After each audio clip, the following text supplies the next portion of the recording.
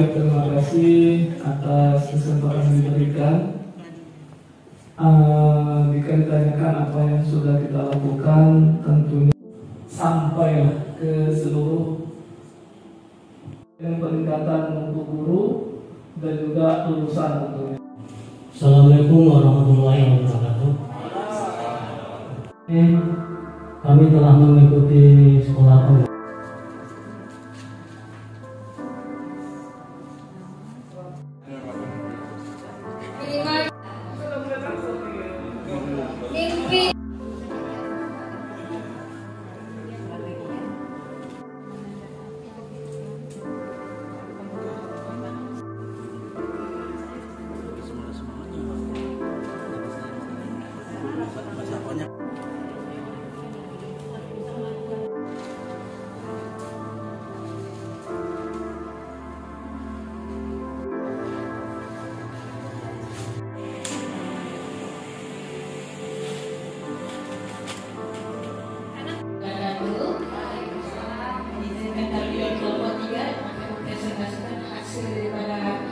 Buah pikiran, harapan dan kekhawatiran kami selama ini.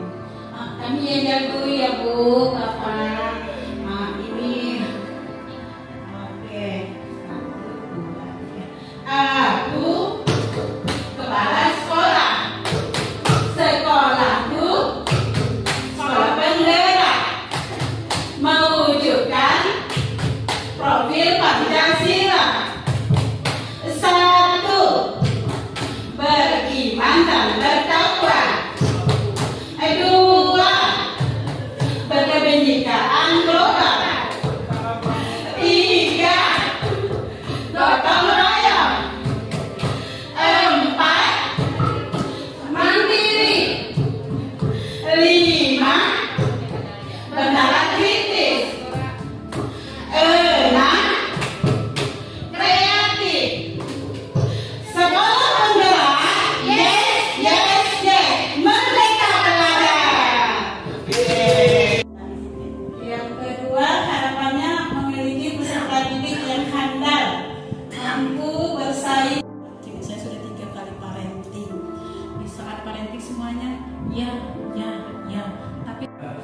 Tetapi sebelum itu ada yel-yel yang kita sampaikan. Ya.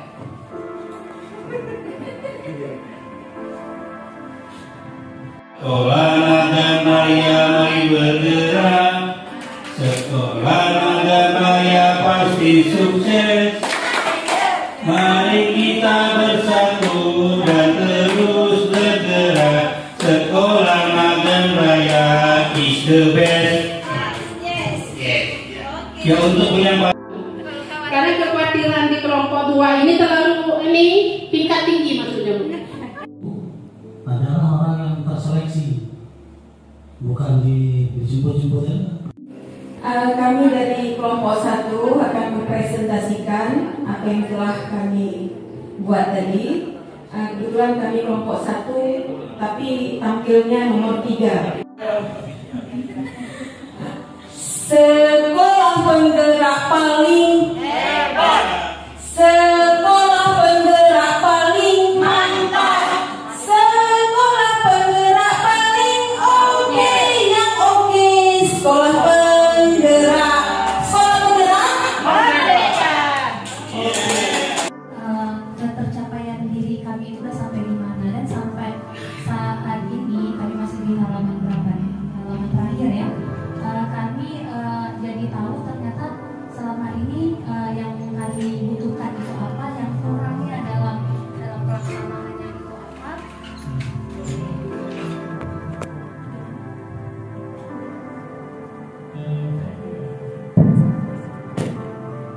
Bisa? Jadi lebih tahu tingkat aktivitas yang kami lakukan itu kurangnya sudah sampai di mana, dan apa ke depan yang harus kami lakukan seperti itu. Dari sisi ini saat kami membaca RK atau kompetensi yang disajikan dalam bentuk pertanyaan yang harus dinilai, alhamdulillah hak siswanya yang sudah kita jalankan itu maksimal itu kita selalu memberikan hak-hak yang harus dicapai oleh siswa kami itu sendiri, termasuk komunikasi dengan para orang tua. Karena kalau kami di sekolah itu setiap kelas wajib punya grup dengan wali murid di kelas. Selanjutnya itu ketika ada aktivitas apapun wajib punya grup ketika anak-anak terlibat dalam aktivitas tersebut. Di sekolah kami juga ada aktivitas semacam pembinaan akhlak gitu Pak. Jadi di sana pun kami menciptakan sebuah grup akhlak karakter apa yang harus tertanam di siswa di minggu itu juga harus dievaluasi bersama bundanya di rumah. Ketika kami tugaskan, nanti ini ada berbicara terhadap dengan orang tua. Jika ada salah-salah, maka kita harus meminta maaf dengan orang tua. Nanti ketika anak menyampaikan, Bu, kemarin punya salah ini, maka kita sampaikan, ayah bunda, kami punya tugas buat anak dalam minggu ini harus meminta maaf dengan orang tua seperti itu.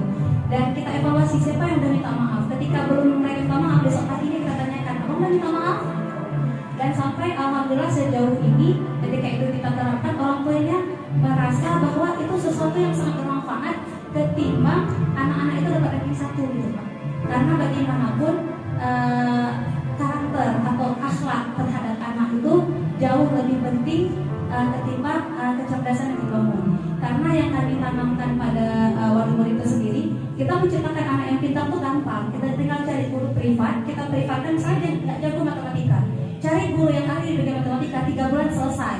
Kita bayarlah dengan perumpamaan 1 bulan kita bayar 1 juta, cuma habis 3 juta untuk menciptakan dia cerdas matematika. Tapi karakter ini siapa yang akan bertanggung jawab apabila nggak akan menjadi sebuah kebiasaan di mereka seperti itu. Dan alhamdulillah dari visioner yang kita isi, kami juga dapat kelemahan-kelemahan kami yang harus kami perbaiki ke depannya seperti itu. Demikian, assalamualaikum warahmatullahi wabarakatuh. Waalaikumsalam warahmatullahi wabarakatuh. Waalaikumsalam. Mungkin saya sedikit itu ya tentang checklist yang tadi, bahwa memang di sini sudah terlihat semua hal yang bisa dilakukan oleh kepala sekolah seperti itu. Tadi di angka 4 di kepala sekolah. Nah, jadi memang banyak hal yang kita lihat dan juga sebenarnya sudah kita kerjakan juga, namun lebih banyak yang belum maksimal mungkin. Misalnya di segi pelaksanaannya, di segi penjadwalannya dan seterusnya begitu. Namun dengan adanya checklist tadi tentunya akan lebih menambah wawasan kita terhadap kita hanya baru sampai di tahap orang tua menjadi guru bagi anak ketika anak-anak berada di rumah, tapi belum melibatkan orang tua untuk ke sekolah begitu sebagai narasumber atau seperti apa. Dan kemudian dari segi kemitraan juga, ya kita juga sudah membangun hubungan dengan semua pihak untuk kemudian meningkatkan proses pembelajaran. Sejauh ini saya lihat banyak hal yang belum maksimal dari apa yang kita kerjakan di lapangan, dan tentunya mudah-mudahan ke depan akan lebih baik lagi. Demikian, Assalamualaikum warahmatullahi wabarakatuh.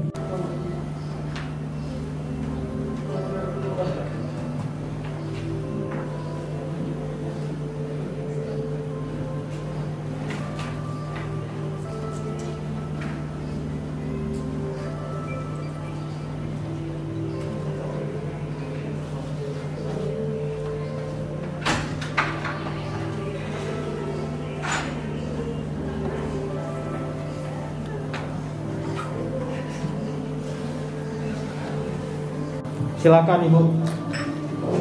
Bismillahirrahmanirrahim. Assalamualaikum warahmatullahi wabarakatuh. Waalaikumsalam warahmatullahi wabarakatuh. Saya selaku Kepala Sekolah TK Sapernana 2. Jadi setelah saya membaca dan memahami materi bacaan yang sudah diberikan kepada kami, ada beberapa kompetensi yang memang harus dimiliki oleh kepala sekolah, yaitu ada 4. Yang pertama sekali kompetensi profesional, pedagogik, sosial, dan manajerial. Nah, di mana menurut saya memang keempat kompetensi itu memang benar-benar harus dimiliki oleh kepala sekolah. Karena semisalnya untuk profesional, nah seorang pemimpin itu, kepala sekolah memang harus memiliki kompetensi itu dalam mengambil satu tindakan manajerial ataupun secara profesional untuk menuju ke proses pembelajaran yang nanti dampaknya kepada murid, seperti itu, juga kepada guru. Kemudian potensi sosial. Nah, di sini kepala sekolah itu harus mampu membuka ruang istilah berkolaborasi, memotivasi kepada orang tua untuk berikut bekerja sama. Nah, dalam proses belajar mengajar di sekolah. Kemudian begitu juga dengan kompetensi pedagogik, kepala sekolah itu kompetensi manajerial.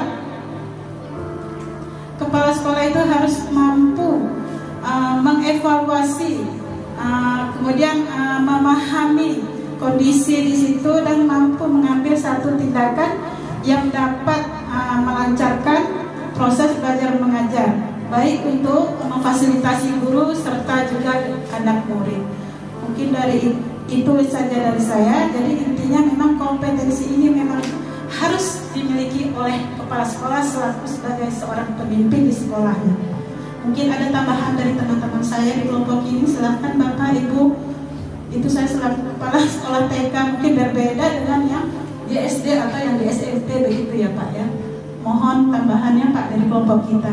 Silakan. Ya, silakan boleh ditambahkan Bapak Ibu. Atau boleh menanggapi juga tidak mutlak. Dari guru, ada dari guru? Silakan.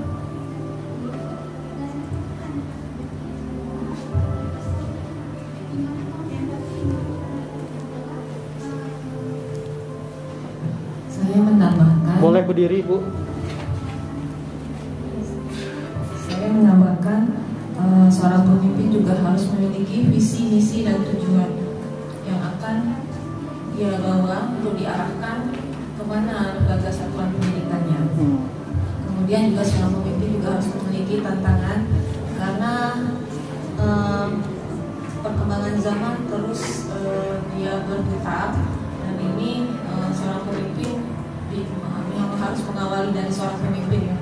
Dimana ketika perkembangan zaman itu ada, dia harus bisa peka atau bisa membaca situasi yang ada, dan ini harus juga terus mengasah diri gitu. Tidak hanya diserahkan kepada guru, tapi seorang pemimpin juga harus terlebih dahulu mengetahui atau menguasainya, walaupun tidak secara profesional sekali. Kemudian juga seorang pemimpin juga harus memiliki jiwa kepekaan. Selain kepekaan, juga dia harus mampu menjadi rekan, teman, kemudian juga berjiwa sosial. Terus juga dia harus memiliki jiwa kemitraan terhadap warga di dalam sekolah maupun di luar sekolah, seperti itu. Itu saja, mungkin ada yang mau menambahkan. Ya, terima kasih. Ada lagi yang menambahkan dari bapak-bapak? Dari guru juga belum ada ini? Perwakilan dari guru, silakan. Ayo jangan tolak menolak, silakan siapa? Silakan Ibu.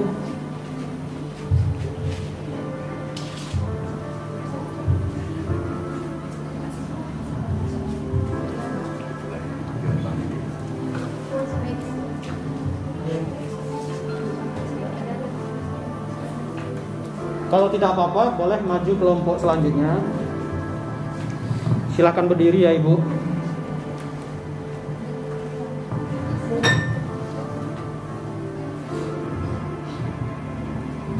Assalamualaikum warahmatullahi wabarakatuh. Waalaikumsalam.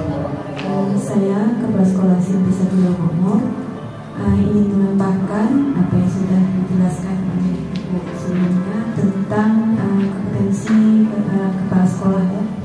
Tadi sudah dijelaskan ada 4. Saya ingin menambahkan ada kompetensi yang lain seperti kompetensi kepribadian.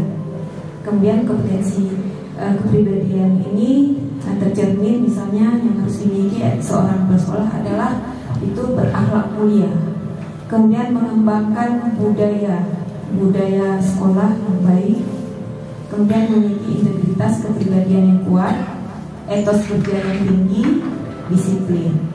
Kemudian kompetensi yang kedua adalah kompetensi sosial, di mana seorang kepala sekolah ini harus bisa ataupun memiliki kemampuan untuk berinteraksi dan berkomunikasi dengan teman sejawat untuk meningkatkan kemampuan profesional. Kemudian seorang kepala sekolah juga harus mampu untuk mengenal dan memahami fungsi lembaga kemasyarakatan. Berarti harus ada hubungan dengan kemasyarakatan yang bisa dijadikan mitra dalam mengembangkan pendidikan sekolah. Kemudian juga kompetensi sosial yang lain yaitu kemampuan bekerja sama, baik secara individual maupun secara kelompok. Nah, misalnya di dalam sekolah itu harus bisa bekerja sama dengan guru-gurunya untuk menjalankan suatu program pendidikan seperti misalnya sekolah penggerak ini. Jadi ini sangat perlu adanya hubungan yang erat, kompak ya, antara warga sekolah, tidak hanya guru tapi juga dengan siswa, tendik. Ini harus dibina hubungan kerjasama. Disinilah kemampuan kompetensi sosial seorang kepala sekolah. Kemudian yang ketiga adalah kompetensi manajerial. Kompetensi manajerial ini sangat banyak sekali, menyangkut keterlaksanaan sebuah lembaga pendidikan. Ini misalnya yang pertama sekali yang sangat penting adalah penyusunan perencanaan sekolah, kemudian mengembangkan organisasi sekolah, mengelola perubahan dan pengembangan sekolah, mengelola guru dan staf, mengelola sarana dan prasarana, mengelola hubungan sekolah dan masyarakat, mengelola peserta didik, mengelola keuangan, mengelola ketatanegaraan, mengelola sistem informasi sekolah, dan banyak lagi yang lainnya. Kemudian selanjutnya adalah kompetensi kewirausahaan.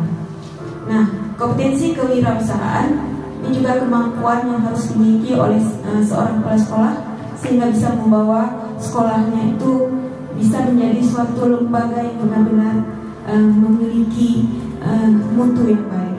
Nah, di sini misalnya keterampilan teknis, pembuatan dan pengambilan keputusan, kemampuan pengorganisasian, manajemen pemasaran dan keuangan, berani mengambil resiko, kreatif dan inovatif, serta berorientasi ke depan.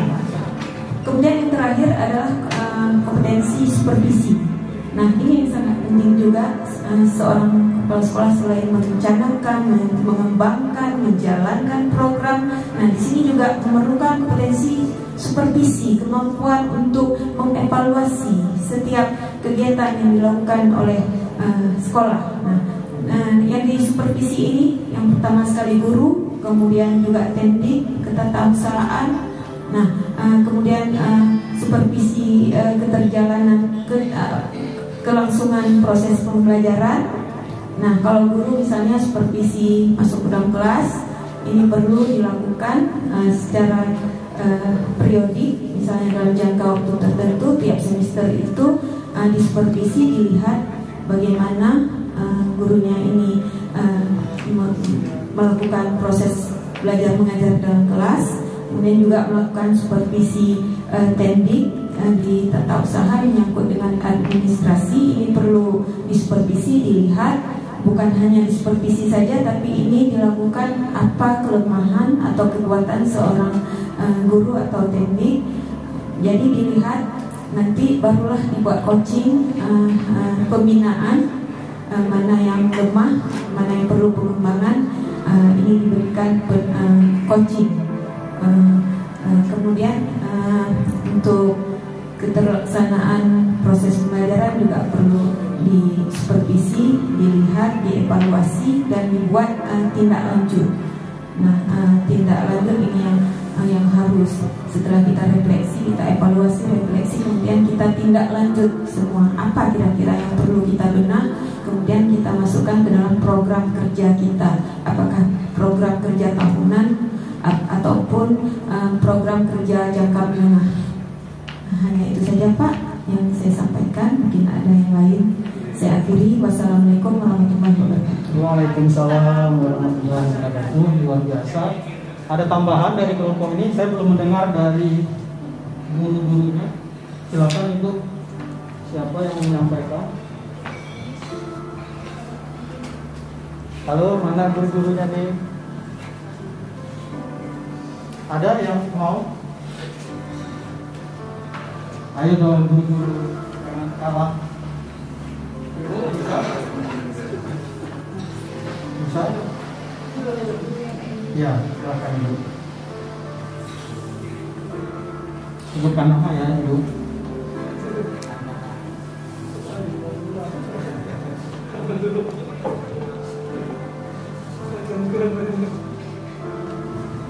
Assalamualaikum warahmatullahi wabarakatuh. Waalaikumsalam warahmatullahi wabarakatuh. Saya Nur Enisah dari SMP Negeri 1 Darumakmur.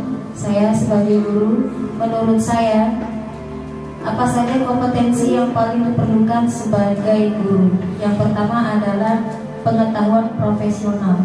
Pengetahuan profesional di sini meliputi menganalisis struktur dan alur pengetahuan untuk pembelajaran. Itu yang paling penting. Kalau kita tidak tahu alur pembelajaran kita tidak tahu kemana arah kita akan memberikan ilmu kepada anak-anak. Kemudian yang kedua adalah menjabarkan tahap penguasaan kompetensi murid. Kemudian kompetensi yang ketiga adalah menetapkan tujuan belajar sesuai dengan karakteristik murid, sesuai dengan kurikulum, dan sesuai dengan profil pelajar Pancasila.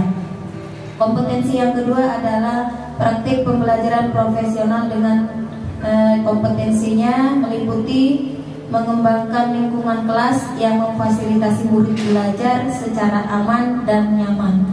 Kemudian kompetensi yang kedua menyusun desain, melaksanakan dan merefleksikan pembelajaran yang efektif. Kompetensi yang ketiga melakukan asesmen, memberikan umpan balik dan menyampaikan laporan belajar. Kompetensi yang keempat adalah mengikut sertakan orang tua, wali murid, dan masyarakat dalam pembelajaran. Kemudian kompetensi yang ketiga yang harus dimiliki oleh guru adalah pengembangan profesi dan dengan kompetensinya antara lain menunjukkan kebiasaan refleksi untuk mengembangkan diri secara mandiri. Jadi seorang guru itu bukan hanya mengajar, bukan hanya menuntut muridnya harus bisa mengetahui dan menerima apa yang kita ajarkan, tapi guru juga harus mengetahui kemampuannya sendiri dengan melakukan refleksi. Kemudian yang kedua kompetensinya adalah menunjukkan kematangan spiritual, moral, emosi untuk berperilaku sesuai dengan kode etik guru.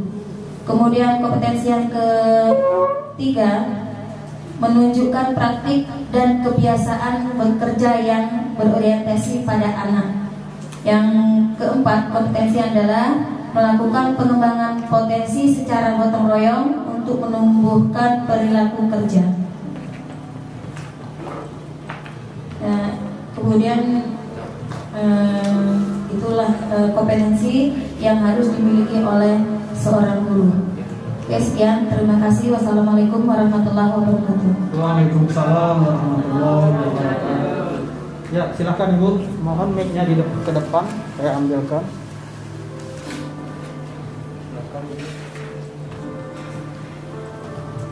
Baik, assalamualaikum warahmatullahi wabarakatuh. Boleh berdiri Ibu.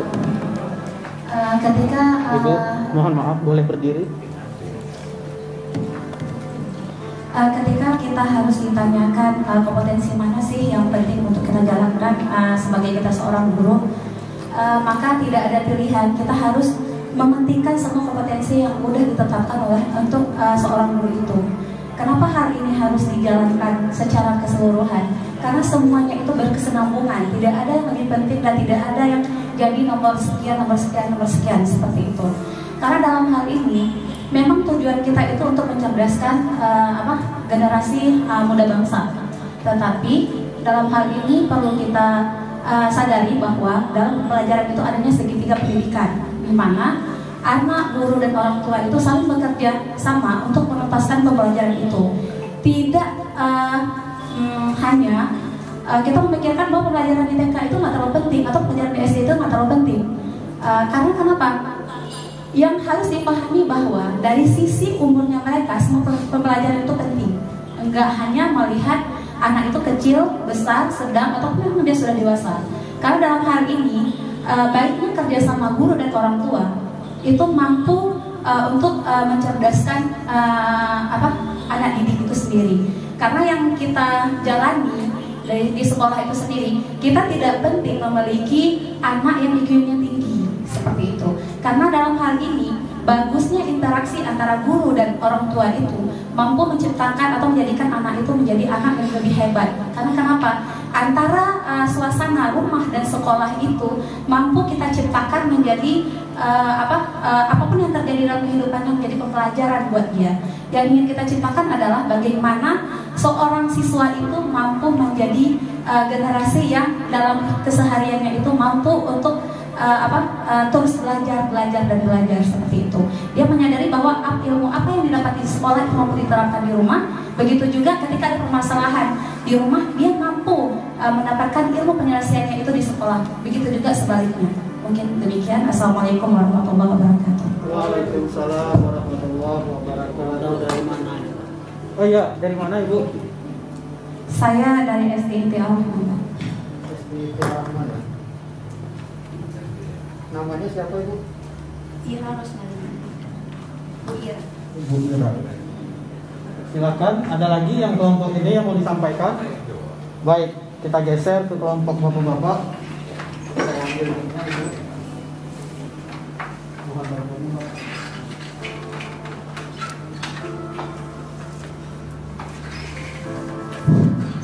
Assalamualaikum warahmatullahi wabarakatuh.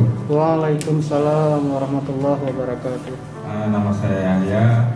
Saya guru matematika di SMPN Gunung Agung. Sementara sesuai dengan apa yang disampaikan oleh kedua yang dari guru tadi, bahwa semua kompetensi kan harus dimiliki. Cuma di sini saya melihat bahwa ada yang disampaikan ini semua memang sudah tertulis di sini. Salah satunya seperti spiritual, moral, emosi, dan perilaku yang sesuai dengan kode etik. Ini kan diambil dari yang pertama ada KBI yang 2014, kemudian KED 2014, dan juga ada Robandi yang 2017. Jadi kan semuanya memang sudah ada dalam bacaan. Jadi di sini saya bukan ingin membanggakan profesi. Sebenarnya yang harus dimiliki oleh seorang guru itu yang pertama sekali itu harus ada sikap sabar sebenarnya. Sikap sabar dari kita sendiri, karena posisi pada siswa di sini tidak semuanya IQ-nya tinggi, tidak semuanya tinggi. Kemudian kita dalam menyampaikan materi harus profesional dan selanjutnya harus bisa mengadopsi dengan cara kita sendiri. Jadi kita di sini tidak terlalu terfokus kepada buku. Ini khusus bagi diri saya pribadi yang dari matematika. Saya tidak seutuhnya mengambil dari buku. Setidaknya saya membawa arah pembelajaran itu dengan cara yang lebih sederhana, lebih mudah. Yang penting arahnya kepada ilmu pengetahuan yang kita ajarkan, sehingga anak didik ini bisa mudah lebih memahami materi yang kita sampaikan, baik yang EQ-nya tinggi maupun EQ-nya rendah. Nah, untuk selanjutnya ini yang sudah pernah saya lakukan. Jika anak yang EQ-nya tinggi, misalnya ada sekitar 4 orang atau 5 orang, itu saya mengarahkan kepada mereka untuk mengajari kawan-kawannya yang belum bisa. Jadi terkadang ada siswa kita yang merasa dirinya pintar, mungkin merasa egonya lebih tinggi. Apa kamu egonya nggak bisa? Jadi di sini saya arahkan siswa yang bisa itu harus mengajar siswa yang tidak bisa. Barangkali mungkin pada materi A, siswa A lebih mengetahui ketimbang siswa B. Belum tentu nanti di materi B, nanti malah siswa A di sini nggak tahu apa-apa. Seperti saya matematika, misal yang paling rumit bagi kami adalah kalkulus sama turunan. Mungkin bisa jadi ada seorang guru yang memang benar-benar mengetahui tentang kalkulus. Bahkan ada guru yang materi matematika mungkin tentang materi itu mungkin materinya lebih mudah, tapi dia nggak bisa. Kenapa nggak bisa? Mungkin dipengaruhi oleh dosennya dulu di saat kuliah. Demikian juga dengan anak didik di sini. Jadi bagi saya demikian. Mungkin ada yang ingin menambahkan, silakan. Saya akhiri. Assalamualaikum warahmatullahi wabarakatuh. Waalaikumsalam warahmatullahi wabarakatuh.